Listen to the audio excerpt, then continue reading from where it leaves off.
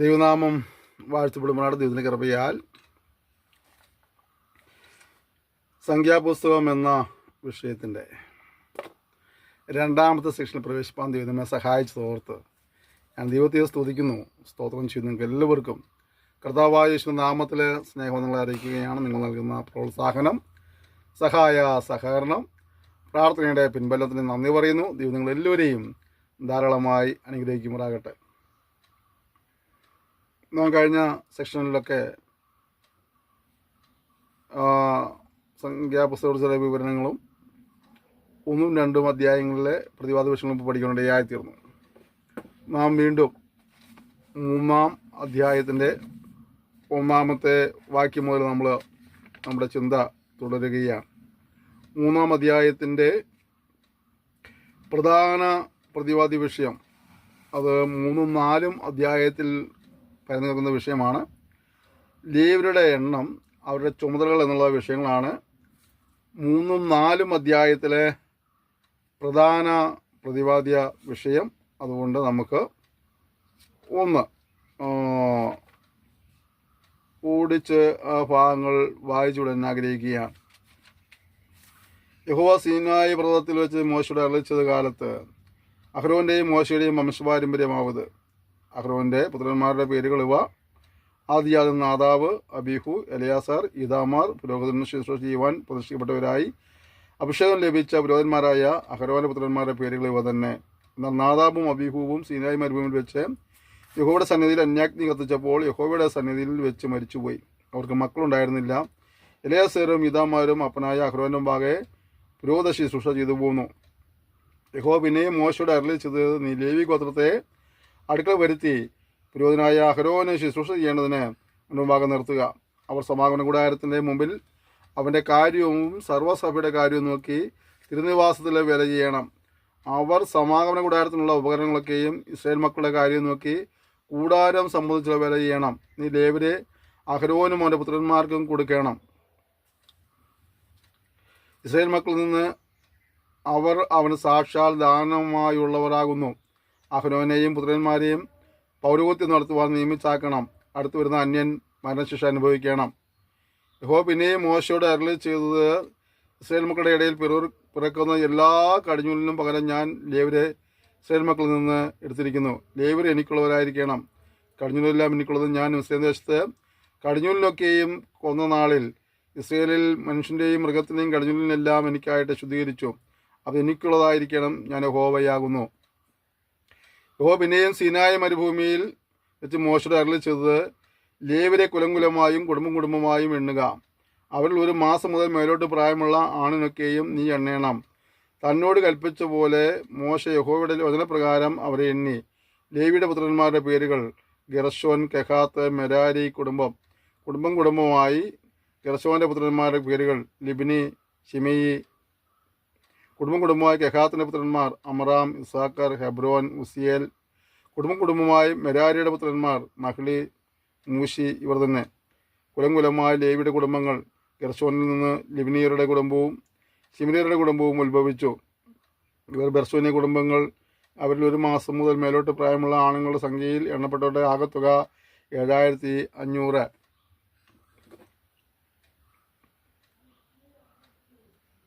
ഗെർശോന്യ കുടുംബങ്ങൾ തിരുനിവാസത്തിന്റെ പുറകിൽ പടിഞ്ഞാറ് ഭാഗത്തെ പാളയമിറങ്ങണം.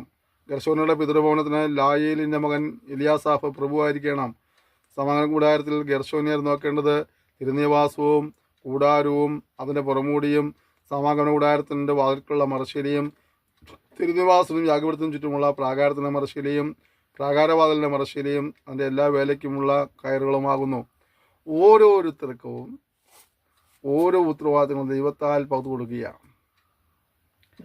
അപ്പോൾ നമ്മൾ മനസ്സിലാക്കേണ്ട ഒരു കാര്യം നാം പുതിയ നിയമം പഠിക്കുമ്പോൾ കാണുന്നുണ്ട്. ഓരോരുത്തരും അവനവൻ്റെ പ്രാപ്തിക്കനുസരിച്ചുള്ള കൃപാവരങ്ങൾ നൽകിയാണ് ദൈവം നമ്മെ ഇടാക്കി വെച്ചിരിക്കുന്നത്. അതിൻ്റെ എല്ലാത്തിൻ്റെയും ആത്യന്തികമായ ലക്ഷ്യമെന്നുള്ളത് ആഗോള ദൈവസഭയുടെ ആത്മീയ വളർച്ച എന്നുള്ളതാണ്. അപ്പോൾ നമുക്ക് എന്ത് താലന്ത് കിട്ടിയാലും, എന്ത് താലന്താണെങ്കിലും ആ താലന്ത് നമ്മൾ എന്തുകൊണ്ട് വിനിയോഗിക്കണം? കിട്ടിയ താലന്ത് കുഴിച്ചിടാതെ അത് വ്യാപാരം ചെയ്യുക എന്നുള്ളത് നമ്മുടെ ഉത്തരവാദിത്തമാണ്. അപ്പോൾ തന്നെ അത് വ്യാപാരം ചെയ്യുമ്പോൾ ദൈവനാമമഹത്വത്തിനും ദൈവരാജ്യ വ്യാപ്തിക്കുമായി ഉപയോഗിക്കണം എന്നുള്ളത് നമ്മുടെ ഉത്തരവാദിത്തമാണ്. ചിലരുണ്ട് കിട്ടിയ താലന്ത് കുഴിച്ചിട്ട് ഒതുങ്ങിയിരിക്കുന്നവരുണ്ട്, അത് നിയമഭാഗ തെറ്റാണ്. ചിലരുണ്ട് താലന്തുകൾ വ്യാപാരം ചെയ്യും, അതിലൂടെ അവരവരുടെ നാമം മഹത്വപ്പെടുവാനും അവരവരുടെ കാര്യങ്ങളിൽ വളർന്നുണ്ടാവാനും ശ്രദ്ധിക്കുമ്പോൾ അതും തെറ്റാണ്. മറിച്ച് എന്താണ്, ലഭിച്ച താലന്തുകൾ നമ്മൾ വ്യാപാരം ചെയ്യുകയും ഒപ്പം അതിലൂടെ ദൈവത്തിൻ്റെ നാമം മഹത്വപ്പെടുവാനിടയായി തീരണം. ദൈവരാജ്യ വ്യാപ്തിക്കത് നിദാനമായി തീരണം. അപ്പോൾ നമ്മളൊക്കെ ഈ പാഠം പഠിക്കുമ്പോൾ നമ്മൾക്കൊന്ന് കാണാനായിട്ട് തിരുത്തലുകൾ അനിവാര്യമെങ്കിൽ തിരുത്തുവാനുള്ളൊരു മനസ്സൊരുക്കവും നമുക്ക് വേണം. ഓക്കെ, അടുത്തത് കെഹാത്തിൽ നിന്ന് അമ്രാമിയുടെ കുടുംബവും ഇസ്ഹാഖീരുടെ കുടുംബവും ഹെബ്രോന്യരുടെ കുടുംബവും ഉസിയലരുടെ കുടുംബവും ഉത്ഭവിച്ചു. ഇപ്പോൾ കെഹാത്തിയുടെ കുടുംബങ്ങൾ 1 മാസം മുതൽ മേലോട്ട് പ്രായമുള്ള എല്ലാ ആണുങ്ങളുടെയും സംഖ്യയിൽ വിശുദ്ധ മന്ദിരത്തിൻ്റെ കാര്യം നോക്കുന്നവർ 8600 പേർ. കെഹാത്തി കുടുംബങ്ങൾ തിരുനിവാസത്തിന് തെക്കേ ഭാഗത്ത് പാളയമിറങ്ങണം. കെഹാത്തി കുടുംബങ്ങളുടെ പിതൃഭവനത്തിന് ഉസിയലിൻ്റെ മകൻ എലീസാൻഫാൻ പ്രഭുവായിരിക്കും. അവർ നോക്കേണ്ടത് പെട്ടകം, മേശ, നിലവിളക്ക്, പീഠങ്ങൾ, വിശുദ്ധ മന്ദിരത്തിലെ ശുശ്രൂഷയ്ക്കുള്ള ഉപകരണങ്ങൾ, തിരശ്ശീല എന്നിവയും അവയ്ക്കുള്ള വിലയൊക്കെയുമാകുന്നു. പുരോഹിതനായ അഹരോന്റെ മകൻ എലയാസാർ ലേവ്യർക്ക് പ്രധാന പ്രഭുവും വിശുദ്ധ മന്ദിരത്തിലെ കാര്യം നോക്കുന്ന മേൽവിചാരകനുമായിരിക്കണം. കണ്ടോ, ഓരോരുത്തരും ഓരോ കാര്യം ഏൽപ്പിക്കുക. അവരവരെ ഏൽപ്പിക്കുന്ന കാര്യങ്ങൾ ആ ചെറിയ ഉത്തരവാദിത്തമായാലും വലിയ ഉത്തരവാദിത്തമായാലും അത് വിശ്വസ്തയോടെ ചെയ്യുക എന്നുള്ളതാണ് നമ്മുടെ ഉത്തരവാദിത്തം. മനസ്സിലായില്ലേ? നമ്മളെ ചില കാര്യങ്ങൾ ഏൽപ്പിക്കും. നമുക്ക് ചിലപ്പോൾ ചില പദവികൾ കിട്ടുന്നു വന്നേക്കാം, ചില നിയമനങ്ങൾ ഉണ്ടായിരുന്നു വന്നേക്കാം. അത് ഏത് സ്ഥാനമാണെങ്കിലും എനിക്ക് പ്രസിഡന്റ് സ്ഥാനം കിട്ടിയില്ല എന്ന് പറഞ്ഞിട്ട് ഞാൻ വെള്ളം ഉണ്ടാക്കേണ്ട കാര്യമൊന്നുമില്ല. എന്നെ പ്രസിഡന്റ് ആക്കാൻ ദൈവത്തിൻ്റെ ഉദ്ദേശം ദൈവം ആക്കിക്കോളും, അല്ലേ? അല്ല, എനിക്ക് ഒരു ചെറിയ സ്ഥാനമാണ് ലഭിച്ചിട്ടുള്ളതെങ്കിൽ ഞാൻ അതിൽ വിശ്വസ്തനാകുക എന്നുള്ളതാണ്. എന്നെ ദൈവം ഏൽപ്പിക്കുന്ന ചെറിയ ചെറിയ കാര്യങ്ങളിൽ വിശ്വസ്തനാകുന്ന ദൈവം വലിയ വലിയ കാര്യങ്ങൾ ഏൽപ്പിക്കേണ്ടതായിത്തീരും. അല്പത്തിൽ വിശ്വസ്തനായിരിക്കാൻ ദൈവം തന്നെ അധികത്തിന് വിചാരകനാക്കും എന്നുള്ളതാണ്. അപ്പോൾ അല്പ ഉത്തരവാദിത്വം ഉള്ളതുകൊണ്ട് നിരാശപ്പെടുകയാണോ പിറുപിറുക്കാനല്ല പാടുന്നതാണ്. ആ ഏൽപ്പിച്ച കാര്യത്തിൽ അത് എന്താണോ ഏൽപ്പിച്ചത്, ദൈവം ഓരോരുത്തരും ഓരോരോ കാര്യങ്ങൾ ഏൽപ്പിക്കും. അതിപ്പോൾ എന്നെ ഏൽപ്പിച്ചാൽ നിങ്ങളെ ഏൽപ്പിക്കുന്ന നിർബന്ധമൊന്നുമില്ല, നിങ്ങളെ ഏൽപ്പിച്ചാൽ എന്നെ ഏൽപ്പിക്കുന്ന നിർബന്ധമില്ല. എന്താണോ നമ്മെ ഏൽപ്പിച്ചത് ആ ഏൽപ്പിച്ച കാര്യങ്ങൾ നമ്മൾ എന്തായിരിക്കണം, വിശ്വസ്തന്മാരായിരിക്കുക. ആ അല്പകാര്യങ്ങളിൽ നാം വിശ്വസ്തരായാൽ ദൈവം നമ്മെ നിശ്ചയമാണ് നാളെ എന്ത് ചെയ്യും, അധികാരങ്ങൾക്ക് വിചാരങ്ങളൊക്കെ അതിൻ്റെ എത്തിരും. നമ്മുടെ കുഴപ്പം കിട്ടിയ അല്പത്തിൽ നമ്മൾ വിശ്വസ്തരാകാതെ നമ്മൾ പിറുപിറുത്തും വളമുണ്ടാക്കിയും ഒക്കെ നിൽക്കുമ്പോൾ ഭാവിയിലേക്കുള്ള ആ വർധനയുടെ കാര്യങ്ങൾ മാറിപ്പോവുകയാണ്. പ്രിയപ്പെട്ടവരെ, നമുക്ക് നമ്മെ ഒന്ന് കാണാം. എനിക്ക് കിട്ടുന്ന സ്ഥാനങ്ങളിൽ അല്ലെങ്കിൽ എനിക്ക് കിട്ടുന്നതായ ആ കാര്യങ്ങളിൽ ഞാൻ എത്രമാത്രം വിശ്വസ്തയോടെ കൈകാര്യം ചെയ്യുവാൻ കഴിയുന്നുണ്ട് എന്ന് നമുക്കൊന്ന് ശാന്തം വെച്ചിട്ടുണ്ട്. ഏതെങ്കിലും തലങ്ങളിലൊക്കെ ഒരു കുറവുകൾ വരികയാണെങ്കിൽ അല്ലെങ്കിൽ കണ്ടുപിടിക്കാനും തിരുത്തുവാനൊക്കെയുള്ള സമയമാണ് നമുക്ക് ഈ പഠനം ഉപയോഗിക്കേണ്ടത്. സഹായിക്കട്ടെ. മെരാരിയിൽ നിന്ന് മഹ്ലീരുടെ കുടുംബവും മൂശ്യരുടെ കുടുംബവും ഉത്ഭവിച്ചു. മെരാരി കുടുംബങ്ങൾ ഇവർ തന്നെ. അവരിൽ 1 മാസം മുതൽ മേലോട്ട് പ്രായമുള്ള ആണുങ്ങളുടെ സംഖ്യയിൽ എണ്ണപ്പെട്ടവർ 6200 പേരായിരുന്നു. മെരാരി കുടുംബങ്ങളുടെ പിതൃഭവനത്തിന് അബിഹയേലിൻ്റെ മകൻ സൂര്യയേൽ പ്രഭു ആയിരിക്കണം. ഇവർ തിരുനിവാസത്തിൻ്റെ വടക്കേ ഭാഗത്ത് പാളയമിറങ്ങണം. മെരാരിയർ നോക്കുവാൻ നിർമ്മിച്ചിട്ടുള്ളതും തിരുനിവാസത്തിൻ്റെ പലക, അന്താഴം, തൂണ്, ചുവട്, അതിൻ്റെ ഉപകരണങ്ങളൊക്കെയും അത് സംബന്ധിച്ച എല്ലാ വേലയും, പ്രാകാരത്തിന് ചുറ്റുമുള്ള തൂൺ, അവയുടെ ചുവട്, കുറ്റി, കയറ് എന്നിവ. എന്നാൽ തിരുനിവാസത്തിൻ്റെ മുൻവശത്ത് കിഴക്ക് സമാഗമന കൂടാരത്തിന് മുൻവശത്ത് തന്നെ സൂര്യോദയത്തിന് നേരെ മോശയും അഹ്റോനും അവൻ്റെ പുത്രന്മാരും പാളയമിറങ്ങുകയും ഇസ്രായേൽ മക്കളുടെ കാര്യമായ വിശുദ്ധ മന്ദിരത്തിൻ്റെ കാര്യം നോക്കുകയും വേണം. അന്യൻ അടുത്ത് വന്നാൽ മരണശിക്ഷ അനുഭവിക്കും. മോശയും അഹ്റോനും യഹോവയുടെ വചനപ്രകാരം കുടുംബമായി എണ്ണിയ ലേവരിൽ 1 മാസം മുതൽ മേലോട്ട് പ്രായമുള്ള ആണുങ്ങൾ ആകെ 20000 പേരായിരുന്നു. യഹോവ പിന്നെ മോശയോട് കൽപ്പിച്ചത് ഇസ്രായേൽ മക്കളിൽ 1 മാസം മുതൽ മേലോട്ട് പ്രായമുള്ള ആദിജാതന്മാരായ ആണുങ്ങളൊക്കെയും എണ്ണി പേരുപേരായി അവരുടെ സംഖ്യ എടുക്കണം. ഇസ്രായേൽ മക്കളുടെ എല്ലാ കടിഞ്ഞുകൾക്കും പകരം ലേവ്യരുടെ മൃഗങ്ങളെയും എനിക്കായിട്ട് എടുക്കണം. ഞാൻ യഹോവയാകുന്നു. യഹോവ തന്നോട് കൽപ്പിച്ചതുപോലെ മോശ ഇസ്രായേൽ മക്കളുടെ എല്ലാ കടിഞ്ഞുകളെയും എണ്ണി 1 മാസം മുതൽ മേലോട്ട് പ്രായമുള്ള ആദിജാതന്മാരായ എല്ലാ ആണുങ്ങളെയും പേരുവരായി എണ്ണി ആകത്തുക 21,273 ആയിരുന്നു. അവിടെ നമുക്ക് കണ്ടതാം, ദൈവം മോശയോട് കൽപ്പിച്ചതുപോലെ മോശ ചെയ്തു അല്ലേ. അപ്പോൾ നമ്മുടെ ഒരു ഉത്തരവാദിത്വം വീണ്ടും വീണ്ടും അറിയാം. എന്താണ്? നമുക്ക് ഇപ്പോൾ ശുശ്രൂഷ ചെയ്യുന്നവരാണെങ്കിൽ ശരി, പ്രസംഗിക്കുന്നവരാണെങ്കിൽ ശരി, പാടുന്നവരാണെങ്കിൽ ശരി, നമ്മൾ മനസ്സിലാക്കേണ്ട കാര്യം എന്താണ് ദൈവം നമ്മോട് ആവശ്യപ്പെടുന്നത്. നമുക്ക് ചെയ്യാനുള്ള ചില കാര്യങ്ങൾ ചെയ്യാൻ നമുക്ക് ആഗ്രഹം ഉണ്ടാവും. പക്ഷെ ദൈവം നമ്മളെ കൊണ്ട് അതാണോ ചെയ്തെടുക്കാൻ ആഗ്രഹിക്കുന്നതെന്ന് നമ്മൾ ചിന്തിക്കുകയും കൂടെ വേണം. ദൈവം നമ്മൾ ചെയ്തെടുക്കാൻ ആഗ്രഹിക്കുന്നത് അത് ചെയ്യാനായിട്ട് നമ്മൾ തുടങ്ങുമ്പോഴാണ് നമ്മുടെ ശുശ്രൂഷയിൽ ഒരു അനുഗ്രഹം ഉണ്ടാകുന്നത് അല്ലേ. എല്ലാവരും സ്റ്റേജിൽ കയറി ആയിരങ്ങളോട് 10,000-ങ്ങളോട് പ്രസംഗിക്കണമെന്ന് ആഗ്രഹിക്കരുത്. ദൈവത്തിന് അങ്ങനെ കൊണ്ടുവരുന്ന പ്ലാൻ ദൈവം കൊണ്ടുവന്നോളും, നോ പ്രോബ്ലം. പക്ഷെ ചിലപ്പോൾ വേദിയിൽ കാണുവാനല്ല ദൈവം ആഗ്രഹിക്കുന്നത്, മറിഞ്ഞിരുന്ന് പ്രാർത്ഥിക്കാനാവും ചിലരെ കാണുന്നത്. ചിലരെ കാണുന്നത് പേഴ്സണലായി ചിലരെ പോയി ധൈര്യപ്പെടുത്തി പ്രോത്സാഹിപ്പിച്ച് അവരെ കർത്താവിൻ്റെ വിലയ്ക്കായിട്ട് ഒരുക്കുവാനോ ദൈവസഭയുടെ അംഗങ്ങളാക്കുവാനോ ഒക്കെ ആയിരിക്കും. നമ്മിൽ എന്താണ് ഏൽപ്പിച്ചിരിക്കുന്നതെന്ന് നാം തിരിച്ചറിയണം. ഒന്നും ഏൽപ്പിക്കാതെ, ഒരു താലിനും തരാതെ ദൈവം ആരെയും അങ്ങനെ വിടുന്നില്ല. അപ്പോൾ ദൈവത്തിന് ഉദ്ദേശമുണ്ട്, അതിനാവശ്യം താലിനും നിന്നും തന്നിട്ടുണ്ട്. വ്യാപാരം ചെയ്യുക. നമുക്ക് ഏൽപ്പിക്കാത്തത് ചെയ്തിട്ട് നഷ്ടം വരുത്തുവാനായിട്ട് പോകരുത്. ഏൽപ്പിച്ചതിൽ വിശ്വസ്ത പാലിക്കുക. നിശ്ചയമായും ഇതിനെ വരും കാലങ്ങളിൽ അനേകം ഇരട്ടിയായി മാനിപ്പാൻ ഉയർത്തുവാൻ ഇടയായിത്തീരും. ഓക്കെ. യഹോവ പിന്നെയും മോശയോട് അരുളി ചെയ്തത്, ഇസ്രായേൽ മക്കളിൽ എല്ലാ കടിഞ്ഞൂലുകൾക്കും പകരം ലേവ്യരെയും അവരുടെ മൃഗങ്ങൾക്ക് പകരം ലേവ്യരുടെ മൃഗങ്ങളെയും എടുക്കുക. ലേവ്യർ എനിക്കുള്ളവരായിരിക്കണം. ഞാൻ യഹോവയാകുന്നു. ഇസ്രായേൽ മക്കളുടെ കടിഞ്ഞൂലുകളിൽ ലേവ്യരുടെ എണ്ണത്തെ കവിഞ്ഞുള്ള 273 പേരുടെ വീണ്ടെടുപ്പിനായി തലയ്ക്ക് 5 ശേക്കൽ വീതം വാങ്ങണം. വിശുദ്ധ മന്ദിരത്തിലെ തൂക്കപ്രകാരം ശേക്കൽ 1-ന് 20 ഗേര വെച്ച് വാങ്ങണം. അവരുടെ എണ്ണത്തെ കവിയുന്നവരുടെ വീണ്ടെടുപ്പ് വില അഹരോനും അവരുടെ മക്കൾക്കും കൊടുക്കണം. ലേവ്യരെ കൊണ്ട് വീണ്ടെടുത്തവരുടെ എണ്ണത്തെ കവിഞ്ഞുള്ളവരുടെ വീണ്ടെടുപ്പ് വില മോശ വാങ്ങി. ഇസ്രായേൽ മക്കളുടെ ആദിജാതന്മാരോട് അവൻ വിശുദ്ധ മന്ദിരത്തിലെ തൂക്കപ്രകാരം 1,365 ശേക്കൽ പണം വാങ്ങി.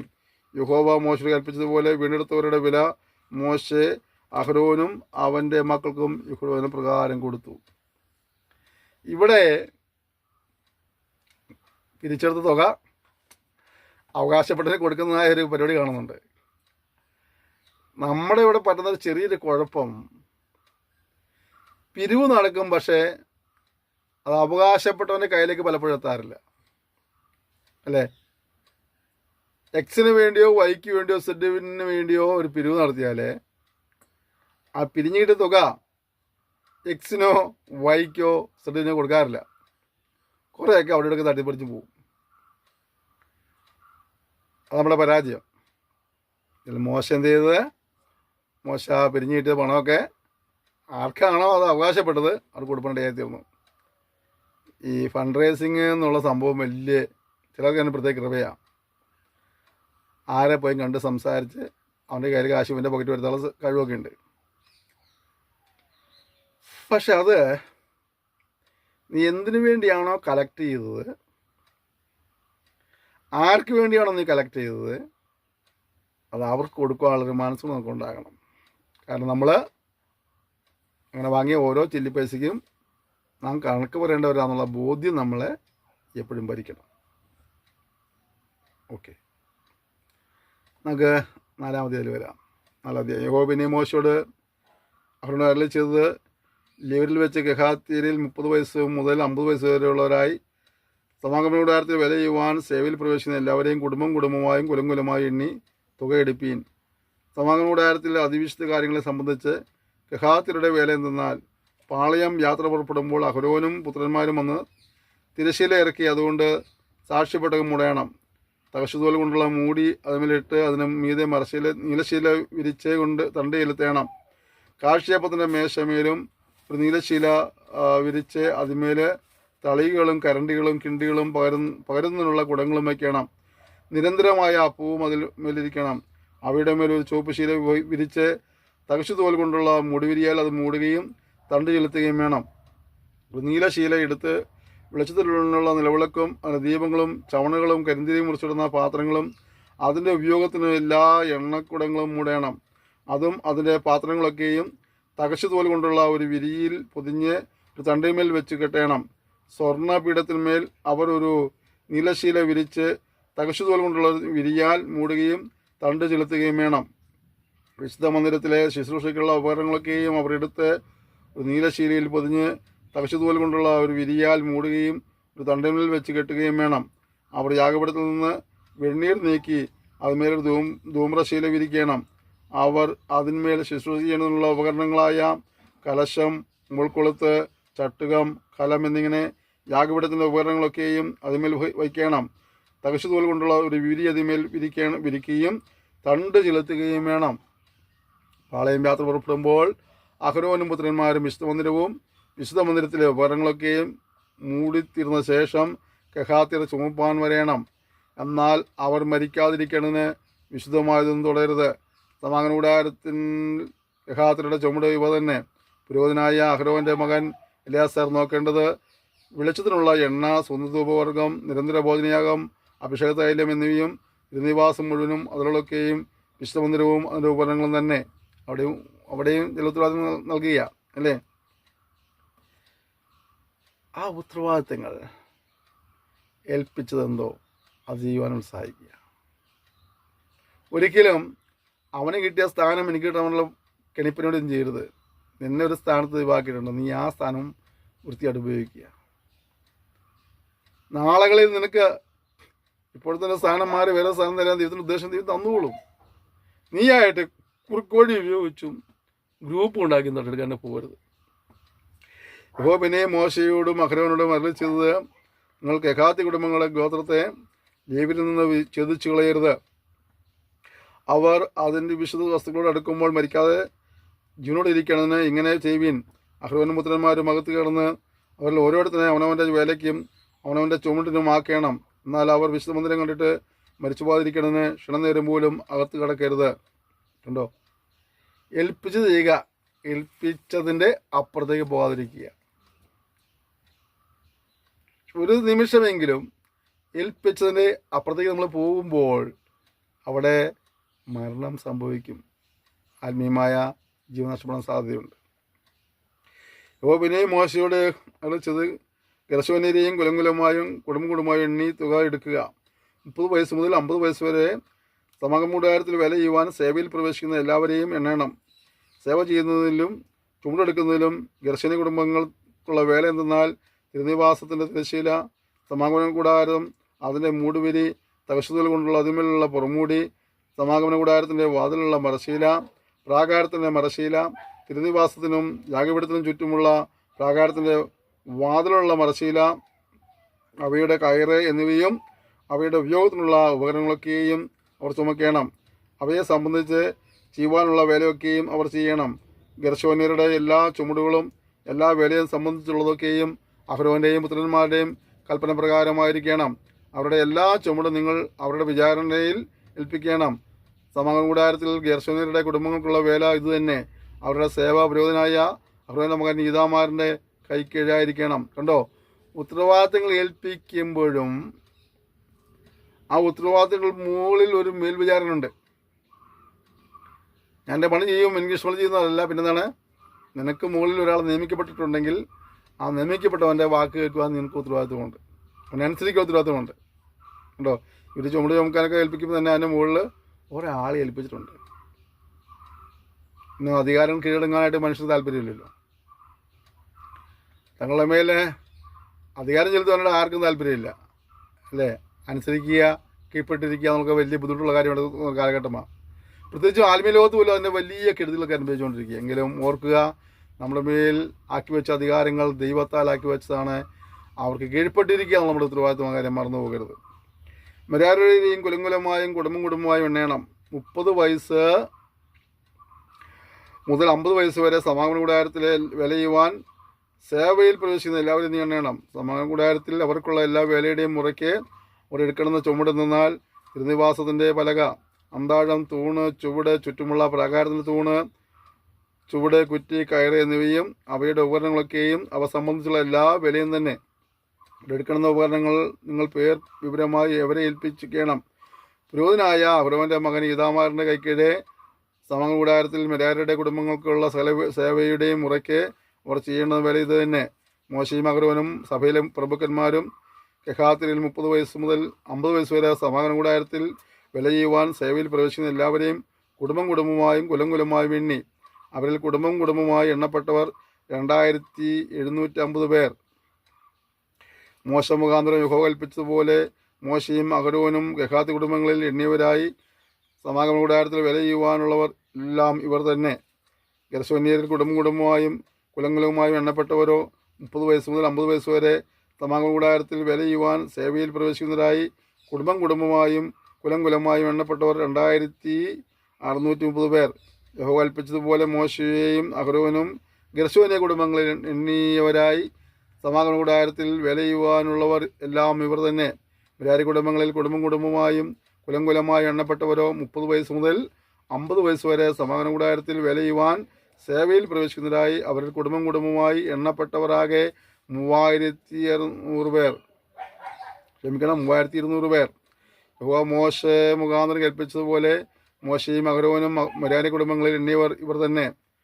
മോശയും അഹ്റോനും ഇസ്രായേൽ പ്രഭുക്കന്മാരും ലേവ്യരിൽ കുടുംബമായും കുലമായും എണ്ണിയവരായി 30 വയസ്സ് മുതൽ 50 വയസ്സ് വരെ സമാഗമന കൂടാരത്തിലെ സേവയും ചുമട്ടുവലിയും ചെയ്യുവാൻ പ്രവേശിച്ചവരാകെ 8580 പേർ ആയിരുന്നു.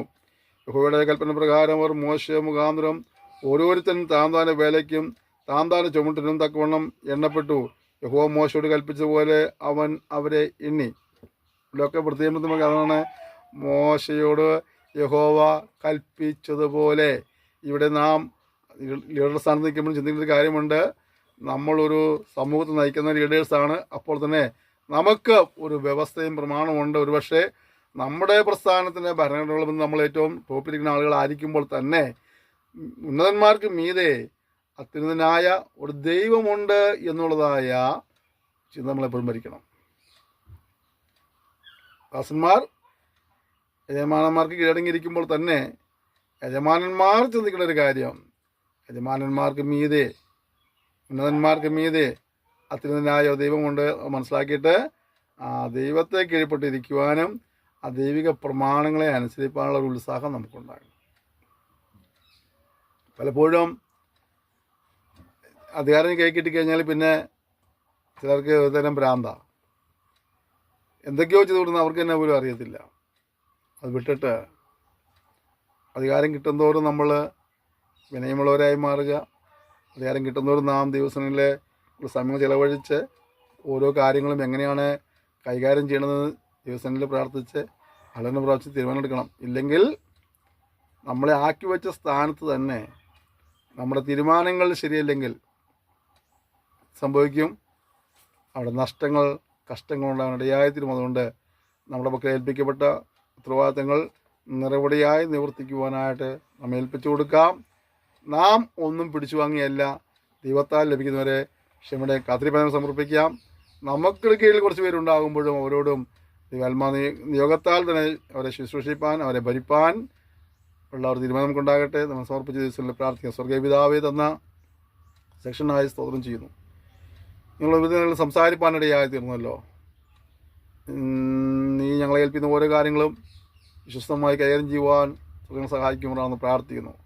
ഞങ്ങളെ ചില അധികാര സ്ഥലത്തിൽ കൊണ്ടുവരുമ്പോൾ കർത്താവെ കീഴിലുള്ളവരോടും നീ കാണുന്ന പോലെ അവരെ കാണുവാൻ, അവരെ സ്നേഹിപ്പാൻ, മാതൃകയുള്ളവരായിരിക്കാൻ എല്ലാം സുഖങ്ങൾ സഹായിക്കുമ്പോഴാണെന്ന് പ്രാർത്ഥിക്കുന്നു. അതിനുള്ള ഗമനത്തിന് നീ പറഞ്ഞത് പൂർണ്ണമായി അനുസരിപ്പാൾ കൃപ എല്ലാവർക്കും നൽകപ്പെടുമാറാകണമെന്ന് പ്രാർത്ഥിക്കുന്നു. ഈ വചന പഠന ഞങ്ങളുടെ ജീവിതത്തിലെ കർത്താവ് ചില ക്രമീകരണത്തിനും തിരുത്തലുകൾക്കും അതുവഴി അനുഗ്രഹത്തിനും കാരണമായി തരുവാൻ സുഖം സഹായിക്കുമ്പോഴാണെന്ന് പ്രാർത്ഥിക്കുന്നു. ചെയ്യുന്ന വലിയ കൃപയ്ക്കായ സ്തോത്രം. യേശുവിന്റെ നാമം തന്നെ ആമേൻ. ക്ഷമയോടെ ഈ സന്ദേശം ശ്രമിച്ചതിന് നന്ദി പറയുന്നു. ദൈവം നിങ്ങളെല്ലാവരെയും ധാരാളമായി അനുഗ്രഹിക്കുമാറാകട്ടെ. വളരെ താമസം നമുക്ക് അടുത്ത സെക്ഷനിൽ വീണ്ടും കാണാം. അതുവരെ കർത്താവ് നമ്മെ സൂക്ഷിക്കണമെന്ന് പരസ്പരം ഓർത്ത് പ്രാർത്ഥിക്കാം. നിങ്ങളുടെ എല്ലാ സഹകരണത്തിനും പ്രോത്സാഹനം നന്ദി പറയുന്നു. Thank you. May God bless you.